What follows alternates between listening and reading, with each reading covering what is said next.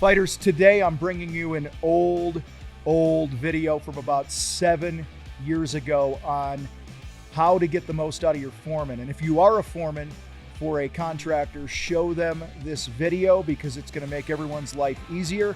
So check this out, stick around to the end. I got something for you to wrap this thing up, but this is a pretty good video. I'm out. All right, check it out. If you are a foreman working for a home improvement contractor, I want to talk today about some things that you should demand on every job that will make your job easier, make you look like a rock star, and in turn make the company more profitable and all that good stuff. All right, so the first thing that you have to have on every job is a clear scope of work.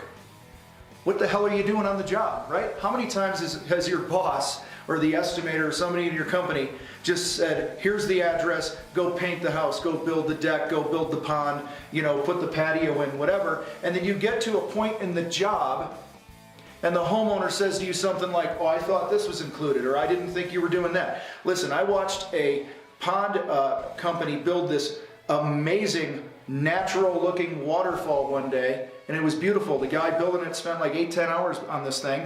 Homeowner comes home at night and says, oh, I thought I was going to have one that looked like this. Okay, that would be important stuff for the guy in the field to know, right? So make sure that you have a clear written scope of what is included, what's not included, what's happening on the job, and what's not happening on the job. The second thing, you have got to have the man hours. How much time was this job bid for? Listen,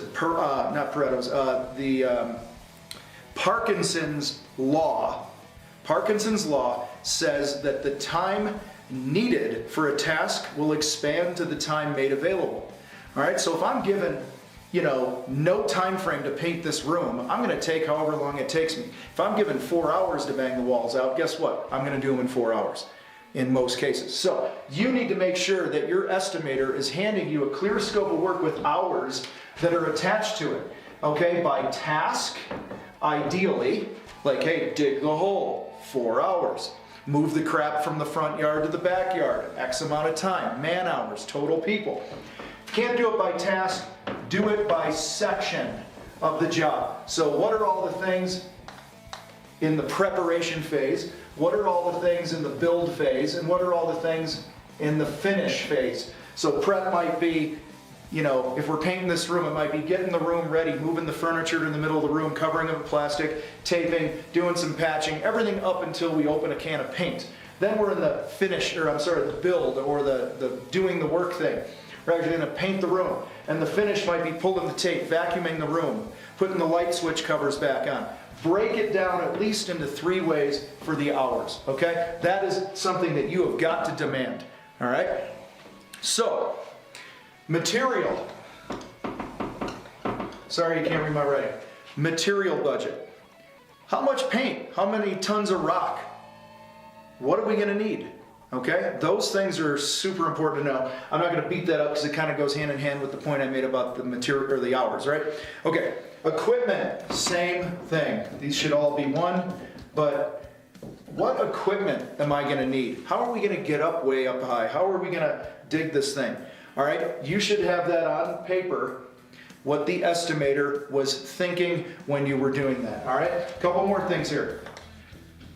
Job site info. Who do you call if you get locked out, if the dog gets out? All right? Is there an alarm that we need to set? Is the water sprinkler going to go on in the middle of your workday? All right? What's happening on the job? Safety concerns, things like that. Other trades working. You need to have that stuff. All right? Looking at my notes down here. Sorry, I got a lot of notes. All right, number 6, probably the most important one, to be honest with you. I call this pain and promises. Your sales guy went out there, or estimator, and basically talked to this homeowner about all these things, or this customer about all these things that are important to them. That's how you got the job. All right? That's why you have a job to run as a foreman. What's important to them? Was cleanup really important to the client? Well, guess what? You should know.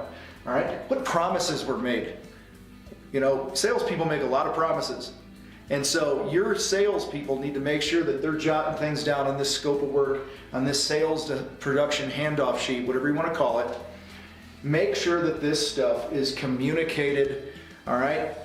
Example I use all the time, we painted a house and this woman had twins and she never got any sleep. And I asked her, I said, what is the worst thing that can happen when we come and paint your house? And she leans over the table, we were sitting at her kitchen table, she goes, if you wake my babies up at nap time, I will kill you. All right, because that was like her time for peace and quiet. So I damn well made sure that my foreman knew that was the most important thing. And when he went out and met with the homeowner before the job started, he says, hey, listen, Tom mentioned to me that your kids take a nap. What time did they take a nap? Okay, what happens there? When they tell a salesperson somebody, and then a few days later, the foreman shows up and he brings up stuff they talked about, their trust level goes up. Their respect for you goes up. Okay, because now they start taking you seriously. And so my foreman, he made the decision, he moved the work day. We started an hour or two later, which was cool for the guys, they were happy. We pushed our lunchtime back to, I think, 1:30 or 2 o'clock.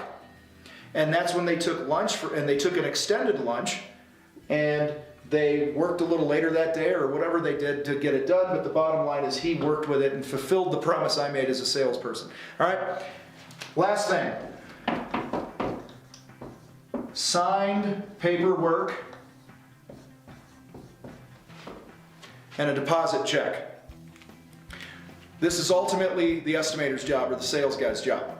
But before you go out there and start unloading tools and stuff, make sure, help cover the sales guy's ass a little bit. Okay, make sure like, hey, where's the signed proposal? Do I have a signed proposal? Do they know that we're coming out to do all this work? Has it all been approved?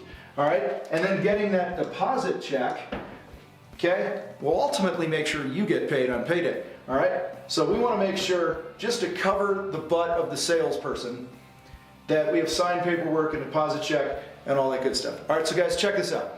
If you demand this stuff, clear scope of work, the hours, the material, what equipment's going to be needed to do this job, any important job site info, the pain and promises made by the salesperson, and make sure our paperwork and our money is in order, you are going to run a project that's going to be a great experience for the homeowner. It's going to be great for the company. You're going to look like a rock star. You're going to be a hero, and you are going to make yourself indispensable in your company. Hey, listen, I hope you got value from that video and you could look past the crappy audio and visuals. That was one of our first videos way back in the day, but hopefully the point was made. Thousands, hundreds of thousands of people have viewed this thing and got value from it.